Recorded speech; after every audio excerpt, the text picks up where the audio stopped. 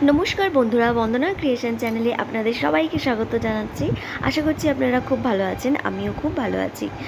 আজকে আগে ঘরের কাজ করে নিয়েছি, তারপরে স্নান করে নিয়েছি, ঘর গোছানো, ঝাড়ু দেওয়া, ঘর মোছা করে তারপরে স্নানটা করে নিয়েছি। এখন সিঁদুর পরে নিচ্ছি।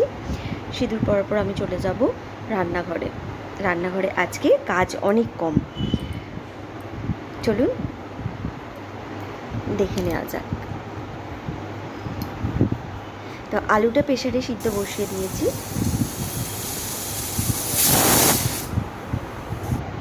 এখন কড়াইতে তেল দিয়ে উচ্ছেটা ভেজে নেব।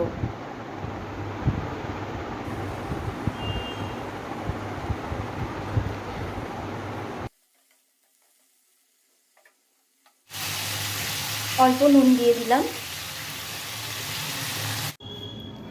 তো উচ্ছেটা ঢেকে দেব, ঢাকা দিলে তাড়াতাড়ি হয়ে যায়। আর ভাতটা একদিকে বসিয়েছিলাম, ভাতটা নেড়ে নেবো, ভাতটা হয়নি। তো আমার উচ্ছে ভাজা হয়ে এসেছে।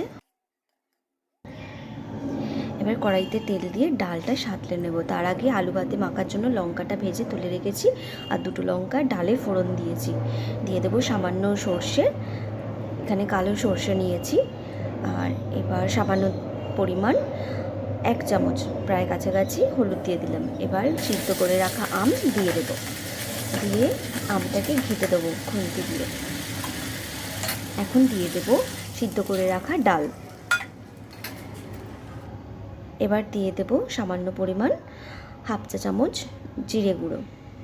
জিরে গুঁড়োটা দিলে টক ডালে দারুণ টেস্ট আসে।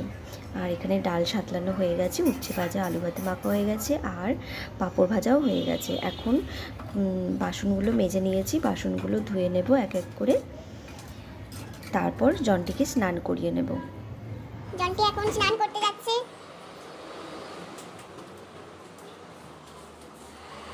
এবার নিজে নিজে স্নান করবে।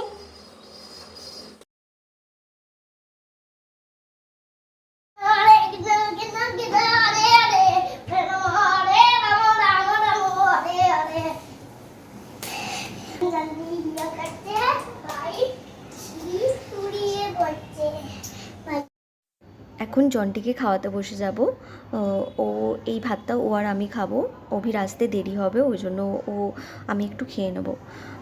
তো ফোন নেওয়ার জন্য খুব বায়না করছিল, কাঁদছিল, তারপর অনেক বুঝিয়ে ওকে চুপ করিয়েছি। তো এখন আমি আর ও ভাতটা খেয়ে নেব। ওর খাওয়া হয়ে গেছে, এখন মুখ ধুতে যাচ্ছে। দেখুন আগে ছুটেছে, কলে হাত যায় না, তাও ধুতে খোলা ওর চাই। আমার ভিডিও যদি আপনাদের ভালো লেগে থাকে তাহলে আমার চ্যানেলটি সাবস্ক্রাইব করবেন এবং লাইক শেয়ার কমেন্ট করে জানাবেন আমার ভিডিওটি আপনাদের কেমন লেগেছে।